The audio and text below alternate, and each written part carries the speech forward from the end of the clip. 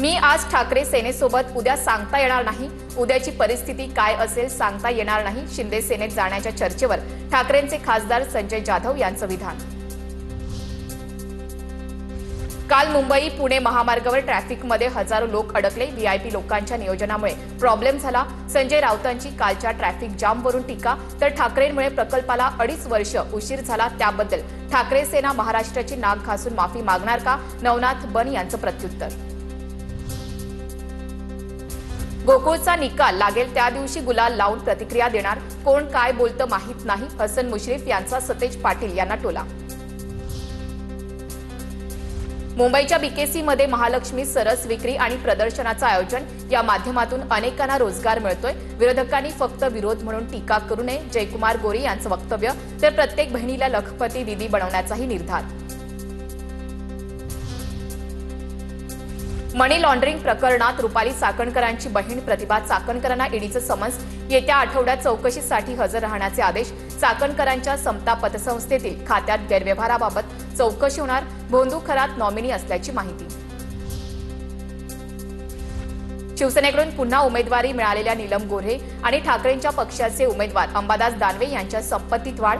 तर राष्ट्रवादी काँग्रेसचे उमेदवार झिशान सिद्दीकी यांच्या संपत्तीत अवघ्या 2 वर्षात तब्बल 4 पट वाढल्याचं निदर्शनास. विधानसभेतील गोंधळ लोकशाहीसाठी घातक. विधानसभा अध्यक्ष राहुल नार्वेकर यांची प्रतिक्रिया. विधानसभेची परंपरा आणि दर्जा कायम राखण्याची जबाबदारी सर्व सदस्यांवर. नार्वेकरांचं वक्तव्य. जनगणना 2027 मोहिमेच्या पहिल्या टप्प्यात स्वगणना. राज ठाकरेंकडून स्वगणना करून डिजिटल पद्धतीनं जनगणनेसाठी नोंद.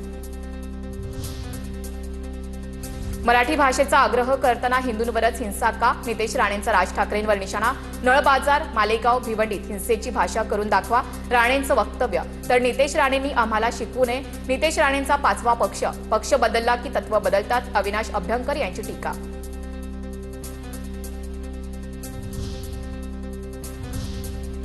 आता पाहूयात मोठ्या टॉप 9 बातम्या. पुण्याच्या दौंडमधील हिंदू विराट सभेदरम्यान कालीचरण महाराजांचं वादग्रस्त वक्तव्य. डॉक्टर डिलिव्हरी जिहाद करत असल्याचा कालीचरण महाराजांचा आरोप.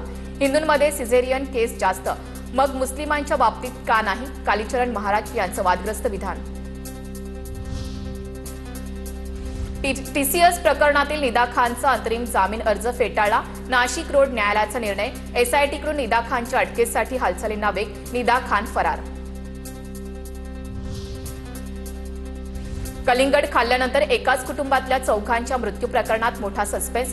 डेकाडिया कुटुंबानं खाल्लेल्या कलिंगडात विष मिसळल्याचा तज्ज्ञांना संशय. कलिंगडामध्ये विष कोणी मिसळलं? डेकाडिया कुटुंबाची हत्या की आत्महत्या याची चर्चा. कलिंगड खाल्ल्यानंतर एकाच कुटुंबातील 4घांच्या मृत्यू प्रकरणी एफडीएचा खुलासा. तपासणीवेळी कलिंगडामध्ये कोणतीही भेसळ आढळली नाही, तर हत्या करून आत्महत्येचा हा प्रकार असल्याचा तज्ज्ञांचा अंदाज.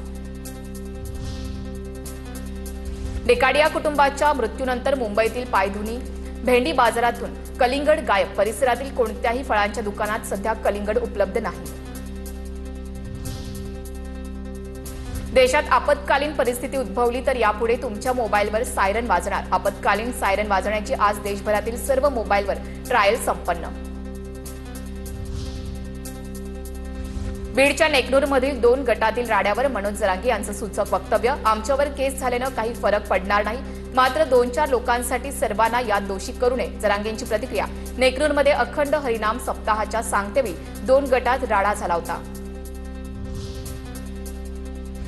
पुरंदर तालुक्यातील बेलसर शिवमंदिराची सुप्रिया सुळेंकडून पाहणी. ऐतिहासिक ठेवा संवर्धनासाठी भरीव मदत करणार. खासदार सुप्रिया सुळे यांचं आश्वासन. बागेश्वर बाबाकडून शिवरायांच्या प्रतिमेचा अनादर. वाहनामध्ये शिवरायांची प्रतिमा उलटी ठेवल्याचे फोटो व्हायरल. बागेश्वर बाबा पुन्हा वादात अडकण्याची शक्यता.